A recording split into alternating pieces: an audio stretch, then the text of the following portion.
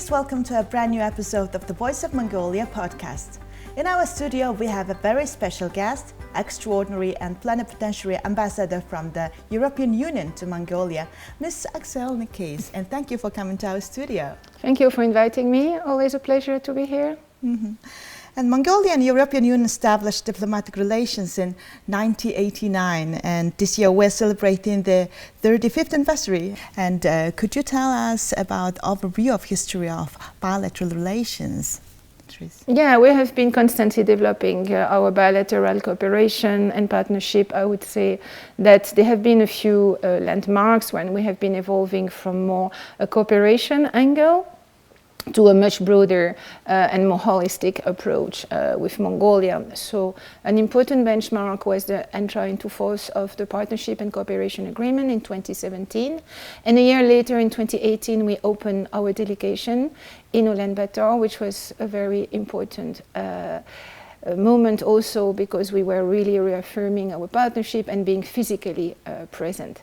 So I'm only the second ambassador in town from European Union to be established in Ulaanbaatar, and I must say that no, we have a very comprehensive partnership. We have went from an average of 20 million euro project to 150 ongoing, and also what was very important to me is to really enter into a dialogue of a strategic partner, of a like-minded partner, to work on a number of issues where we have a commonality of thoughts, and especially on the multilateralism.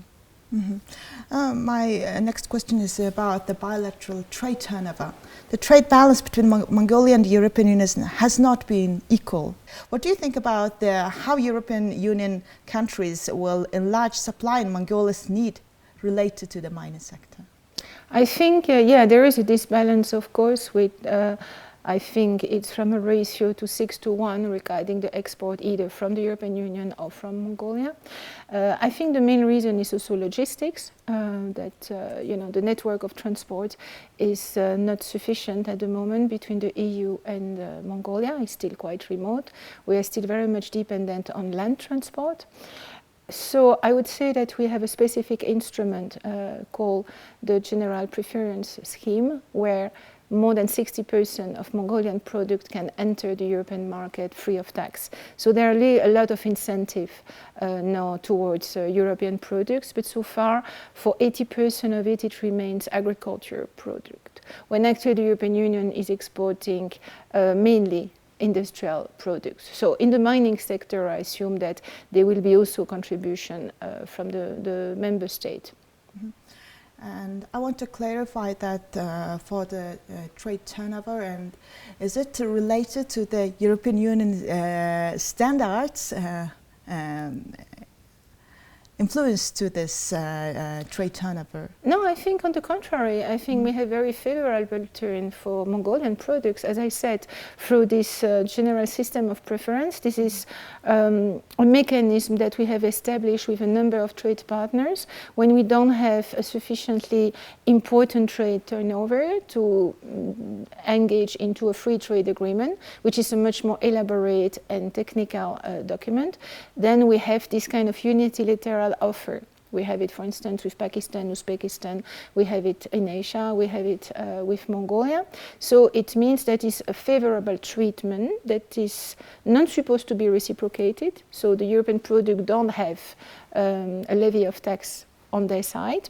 So it's to facilitate the entry of Mongolian product on the European market. And as I said, more than 60% of European market are completely free of tax. They can enter the European market. So I don't think that standards and regulation are particularly stopping. I think, of course, if we start importing agricultural products like meat, there is also question regarding honey, because you need to do the lab test for the pollution or the residue. So these are, of course, standards, and standards are very high in European Union because it's linked to the protection of consumer. But the main product actually that currently is entering the European market is cashmere. Which is considered as an agricultural program. There is other fiber like yak wool, camel wool. So, but clearly, I think it's a lack of really understanding and knowing how the system functions, because there is a huge potential for Mongolian products that unfortunately are still relatively limited on European markets. What we hope to boost is through the negotiation that is ongoing now on geographic indication, is to have more products distinctively Mongolian entering the market. We have already the Sibakton, that is geographic indication from OOS, and that has this facilitation to enter the European market. Mm-hmm. And also one of the important sector of our cooperation is the cultural and educational sector. Mm-hmm. So could you tell about the cultural and educational cooperation between our two countries? Yeah. So we keep constantly expanding our program. Our main frame of reference for education is Erasmus Mundus, which is a scheme that allows 3 different types of cooperation. The most famous and popular is the mobility. So it's a possibility for students, but also academics, to have a courses or to take 6 months in Europe for an academic program. And for the student, their credit hours will be part of the count when they will get back and get their diploma in Mongolia. Mm-hmm. So this is a very popular scheme. We have the last 3 years a turnabout of 220 students that benefited from a scholarship, and this is strictly the EU scholarship, because of course you have also the scholarship that are provided by our member state. I'm thinking about Germany, the Czech Republic, France. So of course there are much more students studying also thanks to this bilateral scheme. But under Erasmus Mundus, we are quite happy that we are getting more and more visible and we can offer more opportunities. The second scheme is the master program, when you can follow a master program in Europe, in minimum 2 universities, on, depending on the topic, 1 to 2 years. Mm-hmm. And finally, we have capacity building projects, and we have just finished one with Odgon Tenger University, which was an 800,000 euro project over the last 3 years. Mm-hmm. And that was to increase the employability of young graduates and students when they finish their academic courses, that they can be put in contact with potential employers and have a better access to the job market, because that's a key issue. Is we are perfectly conscious of the brain drain, of the fact that a lot of youngsters are leaving Mongolia to establish themselves in other parts of the world. And clearly, if we support all these education schemes, it's also to prepare the future of Mongolia and to hope that those youngsters will stay in Mongolia. So that's why it's very important, this project, to put those young graduates in contact with the world of enterprise or potential employers. So these are the kind of activities that we continue expanding. On culture, we have always a program in the frame of our Europe Days, like the movie festival, Europe Village.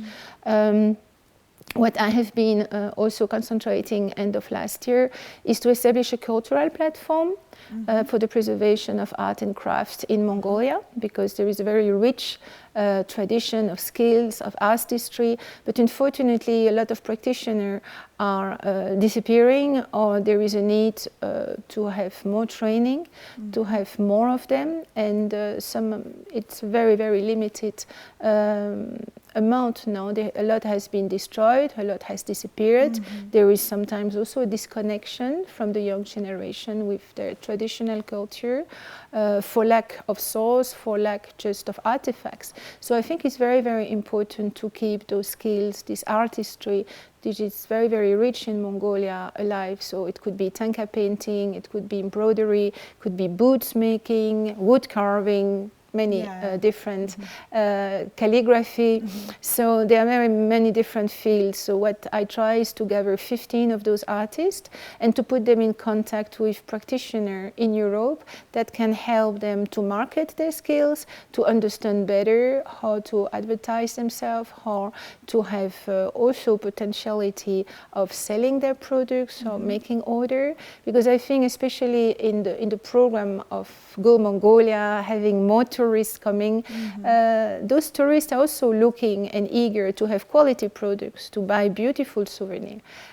which is difficult to find on the market. It could be a mask for the tsam dance, it could be a beautiful wood carvings. That's really, I see a lot of potentiality, and I really hope that this cultural platform was one project that covered a few weeks, that was really about networking and marketing skills. But I really hope that I want to have a conversation with the Minister of Culture, that we can see how we can favor this kind of activities with a view of the market of tourists and people who are really interested in real quality, high-end Mongolian products that are done really according of the rules of the art. So that's something that I would like to push further. Mm-hmm. You mentioned briefly about some European Union projects in Mongolian. Could you briefly introduce some of European Union projects currently being implemented here in Mongolia? Well, I think the biggest we have is the budget support. So that is a direct budget contribution of 50 million euro into the state budget that is managed by the Minister of Finance, Minister of Labour and Social Affairs, and the Ministry of Education.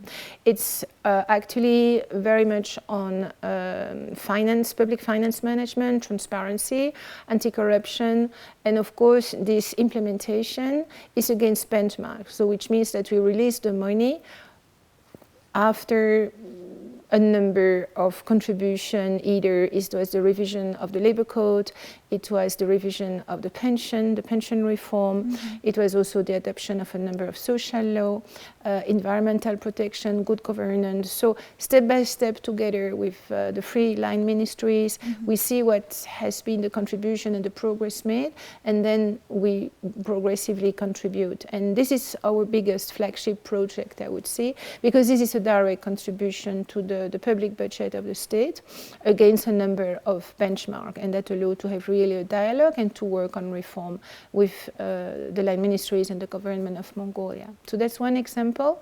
Another one that we will continue, it had just finished, but we will have a second phase, is our project on forestry and sustainable agriculture. I think that's very, very important, especially that we have signed a memorandum of understanding in November 22 between Mongolia and the EU, and that we will work more on the forestry sector, not only in terms of planting tree, but preserving the capital, preserving already what exists, introduce forest management. In Europe, all the forests are managed. It's an economic resource. Also train people to have more people that are skilled in the forestry sector, and accompany this transition and also this need to address climate change and desertification in Mongolia. I think this is a very important project. So the continuation of the first phase will be for an amount of 13 million euro, and it should start anytime now. So these are two examples of projects we are currently implementing. We have also a second phase of a project on trade and supporting trade export to Europe, when we work on niche products that have a distinct Mongolian feature, and to explore the capacity to export it to the European market. And for instance, you have baby camel wool, baby yak wool, you have yak leather, you have also sea buckthorn seeds, and the oil that you produce from it. You have cosmetic, organic cosmetic products. You have the line L'amour, you know probably, that is made of this fat, this sheep fat from the tail, the basis of the tail, which has very good properties for skin. So there you have a line of cosmetic products. So you have yak leather. So these are really niche products that have a very particular Mongolian input, that are particularly Mongolian, and that can really market well in Europe. Also, that I think the label Mongolia is a very positive one. People have usually a very positive view on Mongolia. It's associated with nature, with landscape, with space. So there is a lot of positive association that is done with Mongolia. So having those specific products, we are working also on dairy products. We have a project with Tesco on camel milk. We have refrigerated trucks that are collecting the milk in South Gobi, but also other regions of central Mongolia. And that even if the herder has a few liters, it can still be taken, refrigerated, and then is processed at Tesco company here. And if you have seen those little bottles, green and white, this is that you can find in shops. That is the projects we are also implementing with our partners from the FAO. And I'm asking about the EU Day. And last 5 years, Mongolia and European Union celebrates the EU Day every in May. So in 2019, Mongolia and European Union celebrate the 30th anniversary of establishment of diplomatic relations, and on this occasion, delegation of European Union Mongolia hosted the EU Day in Mongolia for the first time, and the event is held every year and already become popular among the Mongolian public. So could you tell us about the EU Day and what was special about this year's event? So EU Day is basically the 9th of May. This is a declaration of what we call the Schuman Declaration from that dates back on 1950, when it was decided to create a community of coal and steel at the time between France, Germany, the three countries of the Benelux, and a bit later on also Italy joined. So it was the very, very beginning of the construction of the European project. So usually the next weekend, so that we have maximum attendance, we organize an event now on Sobata Square. That will be the third year in a row. So we are very grateful, of course, to have access and to put our tents. We will have 70 tents to showcase our activities, the activities of our member state. And of course, on Sobata Square, it's a great opportunity to engage with the public, to showcase our projects, our partners and the member state. So what will be a little bit different this year is that we really want to give a good visibility on education and culture. So those artists that were involved on our cultural platform, as I mentioned, will have each of them a tent when they can show their production, what they are doing, they can do some demonstration. So especially I'm thinking for families coming with their kids or grandparents, that would be really, really great to see, the very traditional way of painting, embroidering, carving. I think that's really a very nice opportunity. And on the education side, in our booth, European Union, we will have information and alumni that have benefited from our exchange program to explain to those interested what are the opportunities, how you apply, useful links, and then every member state can explain on their turn what are the options with their higher education institution. So we want to have it really interactive and as informative as possible for the public. But we will have a strong focus on education, study in Europe, and also cultural exchange, and also to pay tribute to the very rich cultural heritage of Mongolia. And this year we're celebrating the 35th anniversary, and your embassy must be busy. And what other activities are planned by the embassy in the near future?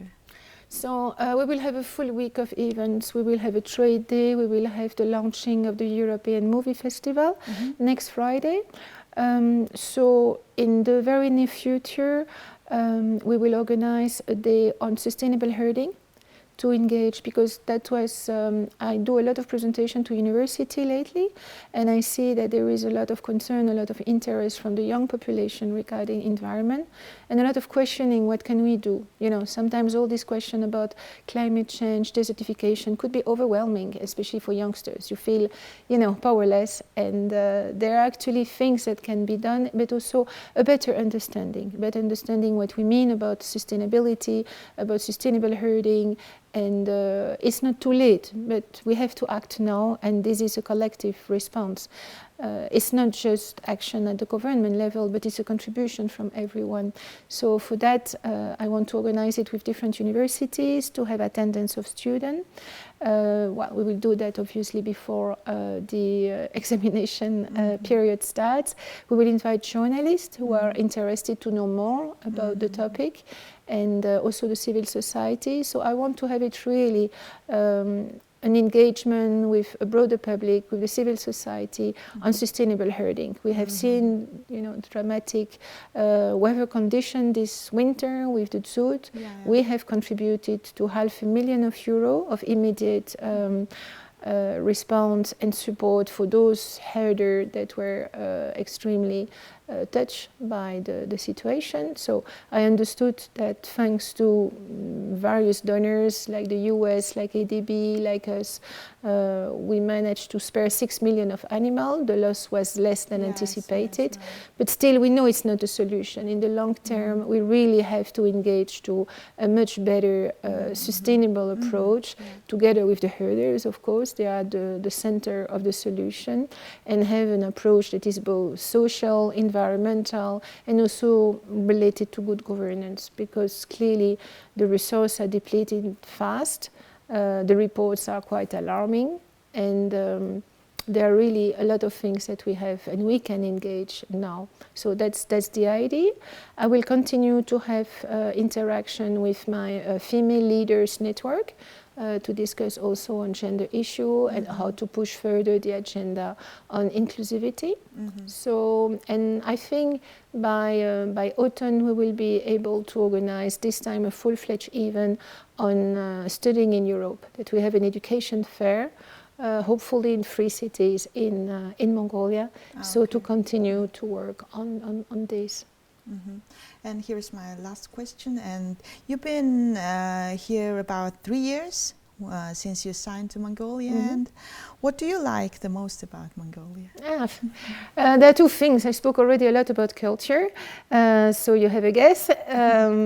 Also nature, obviously, because there is such a diversity, and also these environmental issues are very important for me, because I think there is a uniqueness in Mongolia that you don't find anywhere else. I have been in many places in Asia, and not only in Asia, and I found really Mongolia absolutely distinct, very, very particular, very unique, combining a lot of different type of environment between mountains, forest, steppe, or desert. So yeah, and for me personally, it was always a pleasure to visit various AMACs, to be out. I started horse riding. So before I leave, I finish my term, I will embark on a horse trek in August in Zafgan. I haven't been in Zafgan yet. I was told it's a little concentrate of Mongolia. You have mountains, you have desert, you have steppes, so you have a little bit lakes, a little bit of everything. So Zafgan will be my next destination, and I'm very much looking forward to discover more of Mongolia on horseback, because that's the way to do it. Well, thank you very much for your Thank you for having me. Thank you very much. Here we end this episode of the Voice of Mongolia podcast, and thank you for being with us, and goodbye until we talk to you again.